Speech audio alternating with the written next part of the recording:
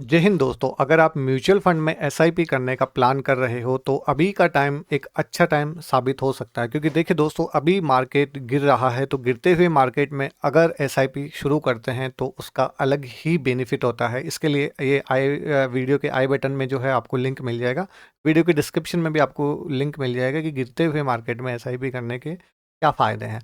अब देखिए दोस्तों, हम यहाँ पे इस वीडियो में बंधन स्मॉल कैप म्यूचुअल फंड के बारे में बात करेंगे। सबसे पहले एक डिस्क्लेमर है कि यहाँ पे किसी भी तरीके का कोई भी रिकमेंडेशन नहीं है। ये वीडियो सिर्फ एजुकेशनल पर्पज के अकॉर्डिंग बनाया जा रहा है। तो जो भी इन्फॉर्मेशन वीडियो में बताई जा रही है वो आपके लिए यूजफुल साबित हो सकती है। तो सबसे पहले दोस्तों बात करें बंधन स्मॉल कैप फंड के बारे में, तो डायरेक्ट ग्रोथ की हम यहाँ पे बात करेंगे। ठीक है, ये 5 स्टार रेटेड फंड है, सबसे इंपॉर्टेंट बात। और इसकी जो लॉन्च डेट है दोस्तों वो है फरवरी 2020। इसका जो बेंचमार्क है दोस्तों BSc 2050 small cap total return index है।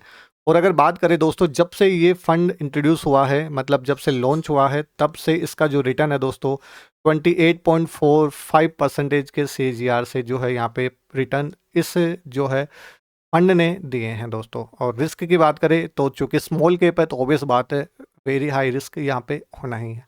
अब देखिए दोस्तों, कोविड के ही टाइम में जो है ये इंट्रोड्यूस हुआ है, तो उसके बाद में ऑब्वियस बात है कि जो स्टॉक है उन्होंने भी ज़बरदस्त रिटर्न यहाँ पे दिए हैं। तो सिर्फ इस पैरामीटर को ध्यान में रख के कभी भी जो है ना किसी भी फंड में निवेश नहीं करना चाहिए, ये बात भी आपके दिमाग में होनी चाहिए।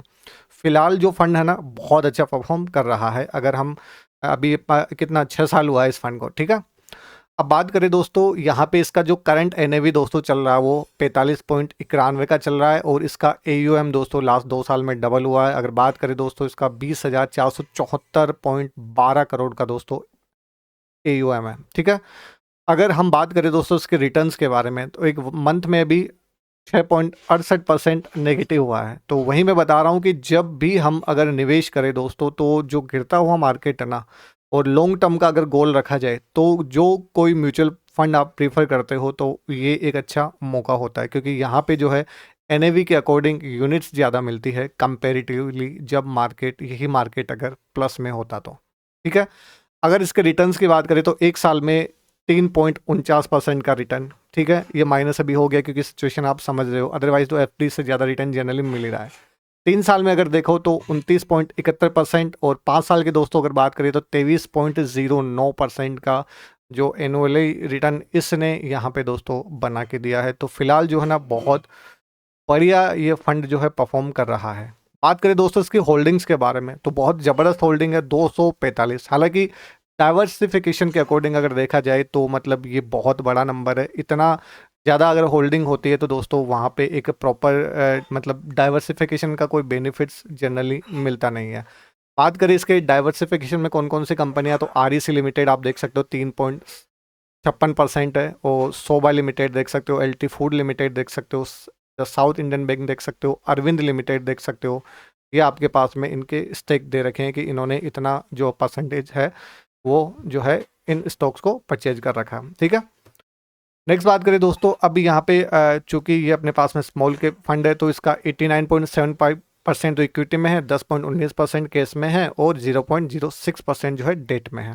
बात करें सेक्टर, अब जो आपने ये होल्डिंग्स देखी है दोस्तों 245, तो कौन कौन से सेक्टर की है, तो आप देखो कि फाइनेंशियल में 25% अलोकेशन है, कंज्यूमर में आप देख सकते हो 14.66 का, मटेरियल में 13.46% है, हेल्थ केयर में 11.33% है। तो मेजर कहाँ पे फोकस है, यहाँ पे फाइनेंशियल में ज़्यादा फोकस यहाँ पे रखा गया है, ठीक है। बाकी industrial, real estate, technology, consumer staples है ना, energy and utilities and diversified, तो सब में करीब करीब जो है इसका मतलब बहुत ज़बरदस्त तरीके से मतलब यहाँ पे डाइवर्सिफिकेशन कर रखा है, ठीक है। कितनी कंपनियाँ हैं, 245 कंपनियाँ। अब देखिए चूंकि इसने रिटर्न बहुत अच्छे बना के दिए हैं, जैसा कि हम बात करें टोटल 6 साल हो गए हैं, तो 28.4% के हिसाब से जो दोस्तों इसने जो है ना रिटर्न्स बना के दिए। 5 साल में 23.1, 3 साल में 19.7 से, और फिलहाल एक साल में 3.5% का है, चूँकि अभी जो है एक साल में ये फंड गिरा भी है, क्लियर। तो अगर हम यहाँ पे देखें दोस्तों कैटेगरी के हिसाब से, तो इस जो स्मॉल कैप कैटेगरी है दोस्तों, इसमें जो है ना एवरेज कितना आ रहा है, 6.3 का नेगेटिव रिटर्न, लेकिन इसने पॉजिटिव रिटर्न बना के दिया है। 3 साल के हिसाब से 19.7 आ रहा है, इसने 29.7% का रिटर्न बना के दिया है।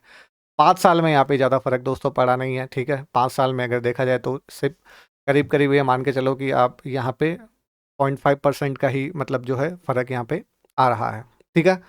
तो अभी और रैंकिंग की अगर बात करें तो 3 साल में तो पहली रैंकिंग के ऊपर आता है ये, और 1 साल की अगर बात करें इस साल की तो 8वीं रैंक के ऊपर ही देखने के लिए मिल रहा है। लेकिन लॉन्ग टर्म के पर्सपेक्टिव से अगर देखा जाए तो दोस्तों इसकी रैंक फ़िलहाल ठीक है, क्योंकि अभी 6 साल ही हुए हैं इस फंड को मार्केट में, है ना। तो अब ये देखिए कि आपको कौन सा जो है फंड लेना है, उसका एनालिसिस आप कीजिए अच्छे से।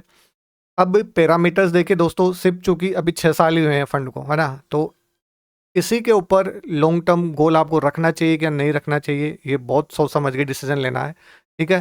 जनरली क्या होता है, कोविड से पहले के फंड है अगर कोई, है ना, मान के चलो 2017-18 का कोई फंड है ना, तभी अगर वो कंसिस्टेंटली अगर इस तरीके की रिटर्न दे रहा है तो उसको साउंड्स गुड बोला जाएगा। अब चूंकि ये कोविड के बाद की सिचुएशन है, कोविड के बाद में तो ऑब्वियस बात है स्मॉल के बहुत अच्छे से बड़े ही हैं, तो सिर्फ इसी के बेसिस के ऊपर अपना जो लॉन्ग टर्म गोल है दोस्तों वो जो है डिसाइड नहीं किया जा सकता कि हमें इसी फंड में जो है निवेश करना है, ठीक है। क्योंकि अगर आप लॉन्ग टर्म निवेश करना चाहते हो तो बहुत अच्छे से एनालिसिस कीजिए, है ना।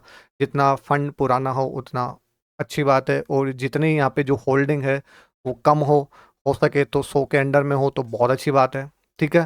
तो उससे थोड़ा डाइवर्सिफिकेशन क्या होता है, थोड़ा जस्टिफाइड रहता है।